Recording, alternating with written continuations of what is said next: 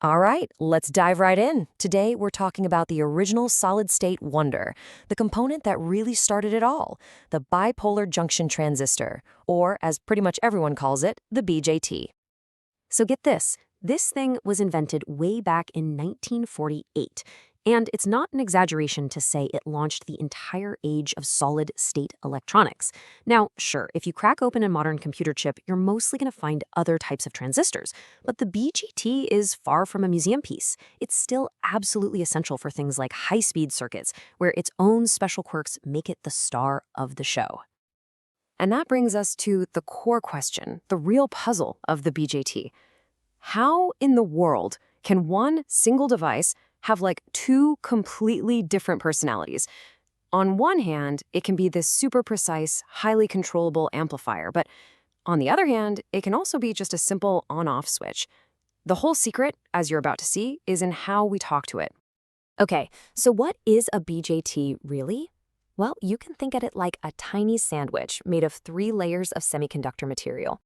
And where those layers meet, you get 2 critical boundaries, or junctions. We call them the emitter-based junction and the collector-based junction. And the trick to unlocking those 2 personalities we just talked about? It's all about how you apply voltage, what engineers call biasing, across these 2 junctions. This table right here is basically the BJT's instruction manual. It shows us everything. Depending on how we set up the voltages, the BJT snaps into one of 3 modes. If we forward bias one junction and reverse bias the other, boom, we're in active mode and it's an amplifier. If we reverse bias both junctions, it goes into cutoff, which means it's turned off. And if we forward bias both junctions, it's driven into saturation and it's fully on.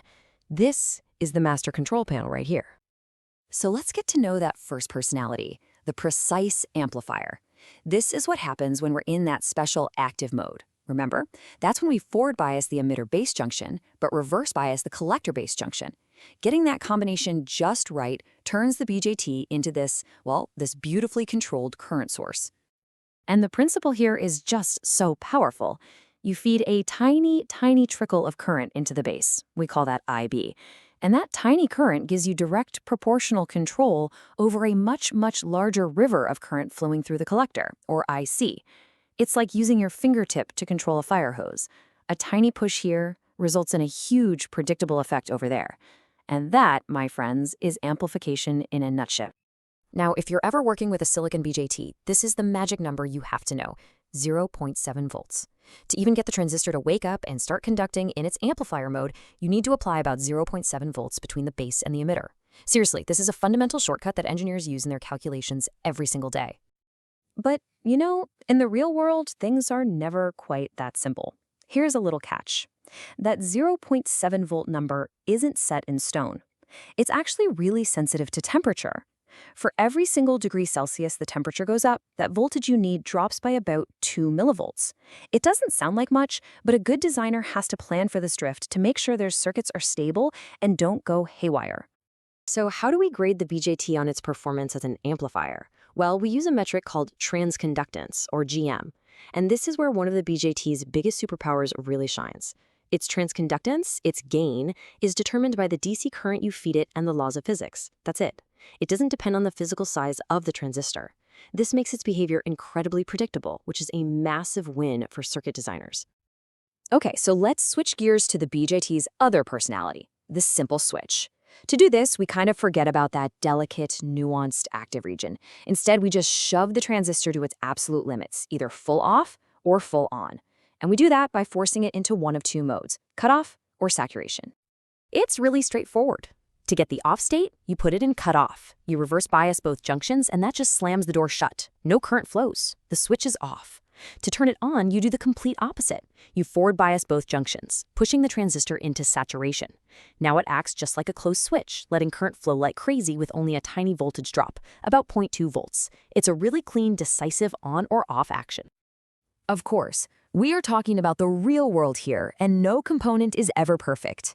These ideal models are awesome for getting the main idea, but to actually build something that works, you have to know the rules of the road and respect the device's limits.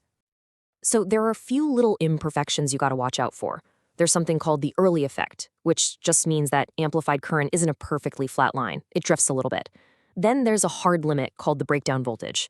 You push it past that voltage, and poof, the transistor is toast, for good. And finally, remember that tiny base current? Well, that means the BJT has a finite input resistance, and you have to account for that in your designs.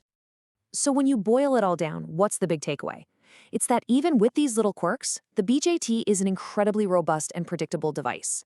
Its behavior, from that exponential control as an amplifier to its clean on-off action as a switch, is all governed by some really elegant fundamental physics. That's what makes it such a powerful tool. And that really just leaves us with one final kind of mind-blowing thought.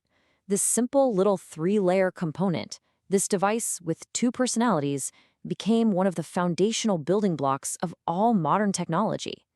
It really makes you stop and wonder, right? From this one invention, how did we manage to build, well, everything?